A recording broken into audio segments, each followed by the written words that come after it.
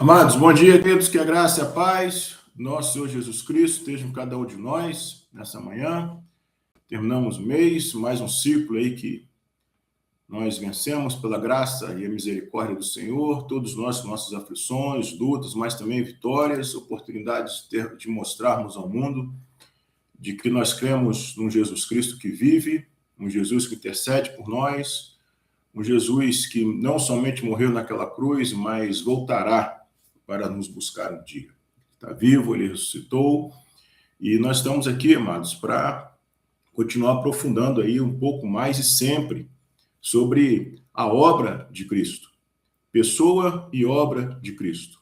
É tudo que nós precisamos entender, não somente entender com o nosso intelecto, mas nos apropriarmos dessas verdades, ao ponto dessas verdades transformarmos o modo como nós vemos. Sentimos e agimos, precisamos ser transformados por quem Cristo é. João 17,3 afirma que quem tem a vida eterna é aquele que conhece a Deus e a Jesus Cristo. Conhecer na Bíblia significa ser transformado por aquilo que você sabe. Guarde isso. Sempre que você vê na Bíblia esse termo conhecer, significa ser transformado por aquilo que você sabe. E nós precisamos conhecer a Deus. Conhecer Deus como ele se apresenta na Bíblia, com todas as suas dimensões, aquelas que foram reveladas. Nem tudo foi revelado, mas aquilo que foi revelado para nós, Deuteronômio 29 fala sobre isso. Nós devemos nos apropriar, conhecer e viver por isso. E Deus, queridos, da Bíblia, o Deus que nós amamos, servimos, Deus tem seus inimigos. É importante que a gente não romantize a ideia de um Deus que diferente daquele que está na Bíblia. Veja, Tiago 4,4, a palavra diz assim: adúlteros, não sabeis que a amizade do mundo é inimizade contra Deus? Portanto, qualquer que quiser ser amigo do mundo, constitui-se em inimigo de Deus. Deus tem seus inimigos. Quem são os inimigos de Deus? Aqueles que são amigos do mundo. Salmo 110:1 diz assim: diz o Senhor, assenta-te à minha direita, até que eu ponha os teus inimigos por estrados dos teus pés, como o texto diz. Então, amados, veja que aqui é a vitória final de Deus sobre os seus inimigos. Mas por que, queridos, que nós estamos fazendo uma devocional falando sobre os inimigos de Deus? Qual é o propósito? O propósito, queridos, é para que nós entendamos que nós, antes de Cristo, éramos inimigos de Deus. Nós precisamos entender isso. Muito da nossa superficialidade, da nossa inconstância na vida cristã é porque a gente, às vezes, não entendeu, não compreendeu, não se aprofundou dessas verdades essenciais. Nós éramos inimigos de Deus. Os inimigos de Deus estão condenados à destruição total. Condenação. E nós estávamos entre estes.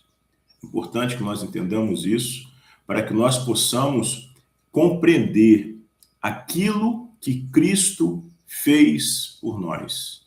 E a partir daí, então, amarmos a Cristo, adorarmos a Cristo. Cristo passa a governar a nossa vida, por meio do nosso amor, da nossa obediência, não por medo de sermos condenados, mas por amor. Cristo transformou esse nosso status, essa nossa situação de inimigos, não somente para amigos, mas para filhos. Veja Romanos 5,10. O texto diz: porque se quando éramos inimigos, nada mais claro, né, amados? Nada mais claro. Nós éramos inimigos. Fomos reconciliados com Deus pela morte do seu Filho. Queridos, essa verdade é a base, é a essência do Evangelho. Precisamos nos apropriar, entender aquilo que é básico. Muitas vezes as pessoas vivem procurando novidades, né? Um louvorzão, uma forma diferente de cultuar, uma programação diferente, e vivem atrás de novidades. Não devemos entrar nessa. Nós precisamos viver aquilo que nós já sabemos, senão nós seremos pessoas superficiais. Precisamos entender que nós éramos inimigos de Deus. Deus tem e continuará tendo os seus inimigos. E esses inimigos serão destruídos. E nós estávamos entre estes. mas nós deixamos de ser inimigos e nós fomos reconciliados. Essa reconciliação custou a morte de Jesus Cristo. Essa reconciliação não apenas nos salvou, nos tornou justos diante de Deus, mas também traz paz. Nós somos reconciliados. Nós podemos ter um relacionamento com Deus. E esse é o tema da semana que vai começar, que é a propiciação. O que é a propiciação? Foi aquilo que Cristo fez por nós. Propiciação é a arte, é a ação, arte não, desculpa, queridos, é a ação de satisfazer a ira divina mediante um sacrifício. Então, Cristo entregou o seu corpo, ele entregou a sua vida e pagou o preço para que essa mudança de inimigos para reconciliados pudesse acontecer. É isso que nós vamos pregar amanhã e nós vamos continuar durante toda a semana. Então, mas nós precisamos pensar sobre isso. Então, nós nos tornamos propícios a Deus. O que é ser propício a Deus? É sermos favoráveis, ou seja, Deus olhar para nós, nós éramos inimigos, agora Deus olha para nós e ele é favorável a nós, ele é propício a nós. Quando você fala que alguma coisa é propício a alguém, aquele alguém, ele aceita aquela coisa, ele se relaciona, não é algo estranho. Então, foi isso que Jesus fez por nós. Ele nos tornou propícios. É interessante, queridos, que é importante que a gente entenda que o preço, teve um preço a ser pago para que isso fosse possível.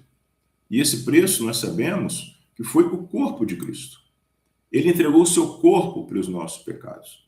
E mais interessante ainda, quando nós vemos em Mateus 1:21, nós vemos que Jesus, quando ele nasceu, ele veio cravado no seu nome essa missão. Mateus 1:21 diz que Jesus, o que significa o nome de Jesus? Significa que Deus salvará o seu povo dos seus pecados. Que bebê que você conhece ou já viu que nasceu com a missão de morrer pelo outro? Tem um filme que passou uma vez aí, que tinha uma criança, um casal tinha um filho que tinha uma doença, e eles resolveram ter um filho só para indo fazer cirurgias nesse filho, para tirar, para salvar o outro. Isso é até ruim a gente ver uma coisa dessa, é uma injustiça. Mas foi exatamente isso que Cristo fez. Ele trouxe no seu nome, ele trouxe na sua missão, a sua missão está identificada no seu nome. Esse propósito de morrer pelos nossos pecados. Então, amados, é apenas uma introdução, esse é um tema que a gente vai estar trabalhando durante a semana toda, mas eu queria que você já estivesse preparando o seu coração para essa semana, para a mensagem de amanhã, e que nós possamos entender o que Cristo fez. E essa compreensão, esse entendimento, possa gerar no nosso coração amor, adoração, obediência, rendição, morrer para nós mesmos, buscarmos a Cristo como o que realmente mais importa na nossa vida, porque quando nós partirmos dessa vida, tudo que vai importar é se realmente nós nos tornamos semelhantes a Cristo, nós amamos a Cristo, adoramos a Cristo, servirmos a Cristo, obedecermos a Cristo por gratidão e por amor. E essa gratidão e esse amor só são gerados verdadeiramente quando nós entendemos quem Ele é, o que Ele fez. Amém? Vamos orar, queridos. Deus de graça, Deus bendito, Pai, nós estamos aqui como teus filhos e filhas diante do Senhor. Coração muitas vezes endurecido, coração enganoso, coração com afetos distorcidos, pensamentos, ó Deus, que não te agradam, vontades desalinhadas da tua, mas nós tememos o Senhor. E nós queremos, desejamos compreender cada vez mais a obra de Cristo naquela cruz. Que o teu Santo Espírito possa fazer esse milagre no coração de cada um de nós. Nós possamos entender, Pai, ao ponto de sermos transformados.